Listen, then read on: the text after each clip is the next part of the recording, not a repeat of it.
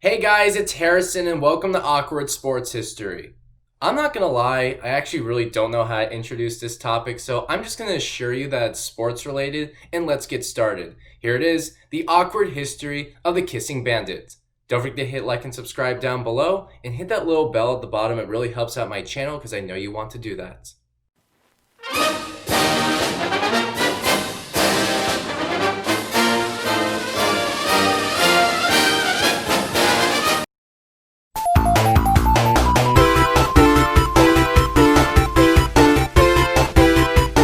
So our story begins in Cincinnati, Ohio in August of 1969 as Cincinnati Reds game at Crosley Field.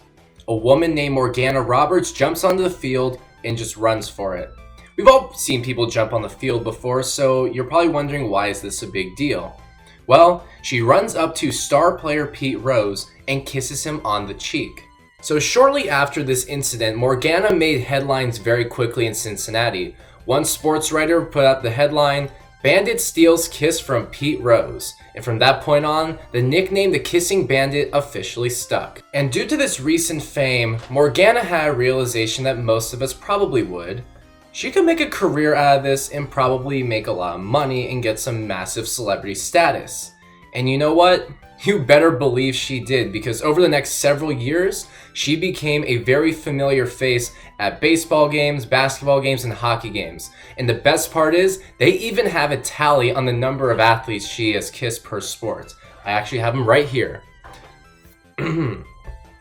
So Morgana has kissed exactly 37 Major League Baseball players, 12 NBA players, dozens of minor league baseball, basketball, hockey players, a couple umpires, a couple of owners, and one San Diego chicken.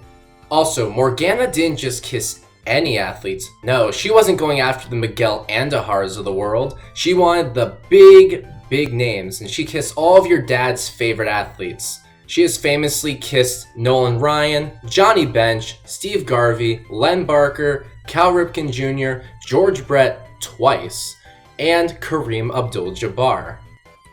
Now you've probably noticed by now that I've said specifically every single time that Morgana has kissed these athletes specifically on the cheek. And she had a very specific policy where she would only do that. And she gave 3 reasons as to why she did. 1, it was more sanitary. 2, she didn't want to piss off any of the athletes' wives, which I get, she was also married as well.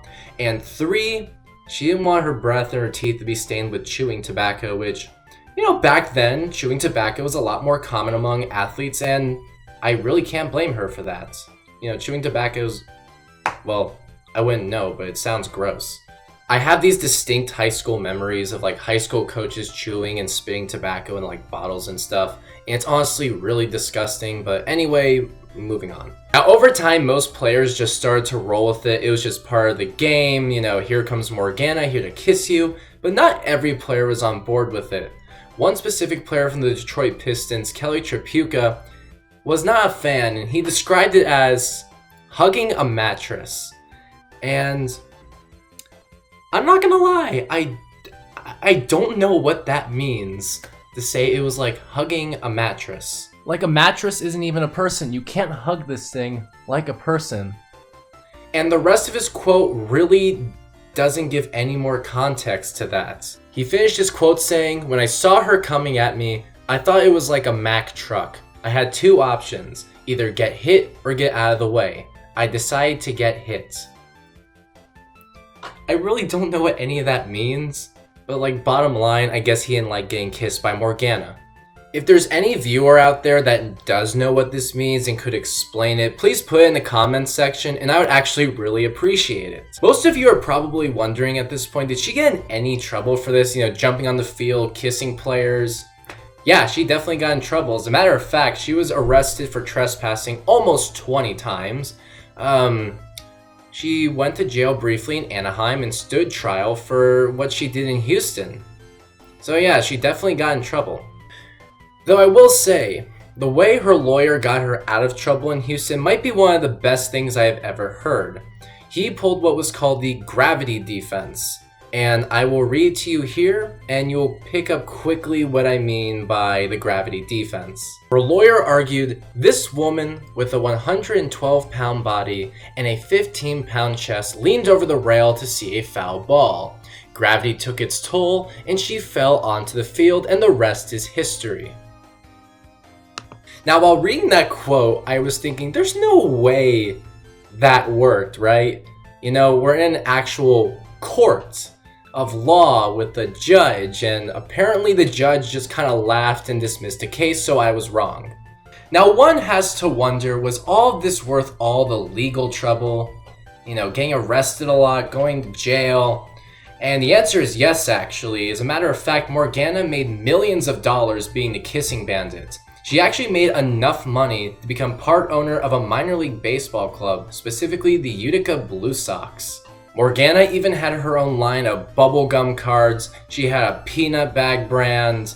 Minor league teams even started to pay her to show up to events as a featured event, and she was so well known and popular that if she was one of the features, it would double attendance because people were like, oh, I gotta go see this. It's just still crazy. There's this woman who became a powerhouse specifically in baseball just because she decided to jump onto the field and kiss some famous athletes. I mean, it wasn't like, you know, she was like 15 minutes of fame. This went on for 30 years, and she made millions of dollars off of this. Like, good for her, honestly. Like, I'm not saying don't go try this and be like, I'm gonna be the next kissing bandit. Because remember, one person has ever pulled this off. Odds are, if you jump on the field, you will probably go to jail. And on that note, that will do it for this episode of Awkward Sports History. Again, I'm Harrison. Thank you so much for watching. Don't forget to hit like and subscribe and share this with a friend, and I will see you next time.